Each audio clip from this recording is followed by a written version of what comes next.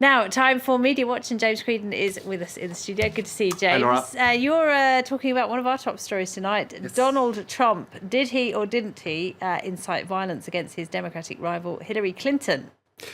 Is it a case of foot-in-mouth disease? Is it a case of being ambiguous or oblique on purpose to create confusion, to create buzz? We'll get back to that, but let's just focus on what he actually said first.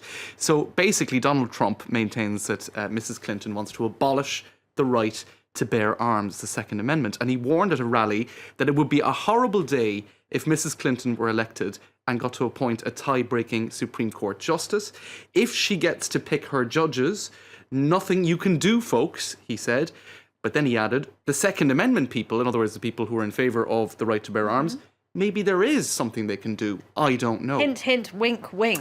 Now, did he mean the people who are in favour of bearing arms can use those arms? Or did he mean they can just act politically? We don't know. We'll never know because he didn't. That's what he's saying now. Well, of course, he's saying now he just meant politically. But let's just take a look at one tweet which shows us somebody who was right behind him at that rally reacted. Now, this is a Donald Trump supporter sitting behind him. The guy in the red shirt. The guy in the red shirt. Yeah. So Donald Trump is saying what he's saying, and the guy's jaw drops. Literally. And he stares at his wife. So even, I guess, the people... Maybe there is, I don't know. But so you can see he really thought, okay, this is a problem. That's the time he decided to... This is a problem. And here's how a lot of Donald Trump supporters on Twitter interpreted it. Did Trump just promise to protect our Second Amendment? And a lovely little cartoon there of Donald Trump looking a bit green instead of orange and bearing arms. So a lot of his own supporters sort of were at least saying, look, you know, the spirit of what he said is something we agree with, that the Second Amendment should absolutely be defended. And this is what he does, isn't it? Because he's done this, somebody's counted it 9 times, where he says something pretty outrageous and pretty offensive, and then he kind of backtracks. Right. He's done it with several different things. And every time it's the same sort of pattern. I mean, the worst one I can think of is the New York Times journalist who has disabilities, and then Donald Trump was mimicking him and mimicking his disabilities. And then he said, no, I wasn't mimicking his disabilities. Okay. So I think 2 possibilities here. Either he is somebody who has a case of foot-in-mouth disease and sort of puts his foot in it regularly and then has to correct what he said, and that's just the kind of person he is. He's spontaneous, sometimes controversial, and... etc. Or is it somewhat tactical? Now, he has in the past said that he doesn't have the budget to buy big attack ads like previous Republican candidates in the past, and that he's going to rely more on buzz and controversy in terms of media coverage than and other he candidates has have. won that media war, hasn't he? Because he's had blanket coverage. That's how he won the Republican nominee. That's right. And we saw last week it was being dubbed Trump's nightmare week, or the worst week for Donald Trump. So he was supposedly going to be on his best behaviour from now on. And then we see something like this happening. It seems a little bit too coincidental that there is another controversial statement just after a week of people telling him, essentially, at least indirectly, you need to be careful now to keep the Republican Party on your side. Well, he's losing voters fast if the polls are just the Washington Post, just to sum up what we were just commenting on, from Trump's controversial words, a pattern, outrage, headlines, and then denial, and actually in the process occupying the media landscape. So I would suggest that it's at least probable that some of these sort of controversial statements are planned to some degree or other. Okay, all right. Well, let's move on because Donald Trump has had a lot of offensive things to say about women, shall we say, and it seems that he's not the only one, because a lot of commentators on what's going on at the Olympic Games are also tending to be a little bit sexist, aren't they? That's right. Now, Le Monde has been looking at this, and there was a study done at the University of Cambridge. Now, it studied 160 million words used by sports journalists.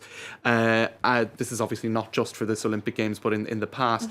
And they found a lot of macho commentary, right? So, for example, when it comes to performance, men have the competitive edge. We see men associated with verbs such as mastermind, beat, win, dominate, battle, whereas women are associated with verbs such as compete, participate, strive. How funny.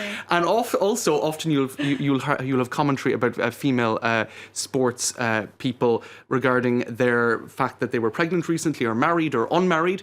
You almost never have such commentary regarding male athletes who are, more likely to be associated with adjectives like fastest, strong, big, real, etc. So look, that's for the sort of broad sweep. There is a macho streak in sports commentary. Let's get down to specifics, because in the Italian media, we had there were 3 female archers, and one sports media in Italy called El Quotidiano Sportivo referred to them as the 3 plump ladies. Oh, the 3 lovely. plump archers. Oh dear, how depressing. And I know I'm laughing because it's so grossly inappropriate. But, and I know the BBC called one of the judo competitions a cat fight. Oh, very nice. Between 2 women. Very nice. So there you go. Now, hold on. Yes. Let's.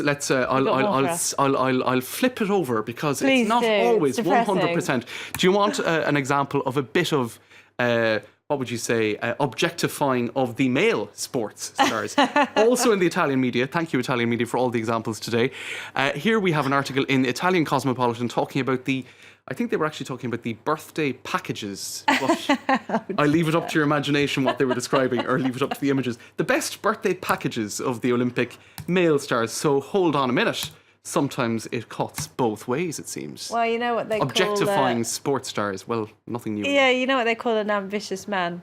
What? An ambitious man. They have another word for ambitious women, don't they? I can't say it I think I might know where you're going with that Yeah. one. It's true. All right. I don't mean it's true. I mean it's true that this happens. All right, don't worry, James. We know. Let's end with it's a fake story, isn't it? This Yes. is about censorship or not on the Iranian web. Basically, you can't rely on anything on Twitter, because it could potentially be a complete load of rubbish. Now, I was showing you this image yesterday. Yes. Do you remember that? Yeah. This There's is a German lady in her bikini. And in her bikini, and then the Egyptian lady. And Iranian media, they are known for sometimes censoring women. This is an image that was doing the tour of Twitter. It didn't happen, right? Now, I'm not saying it couldn't happen, but it didn't happen. Right. Now, in the past, they have, for example, Catherine Ashton here embracing John Kerry. Yes, that was They're strange. capable of doing it, but in this case, they didn't. Okay. All right, James, we'll have to leave it there. Thank you very much indeed. Thanks, Laura.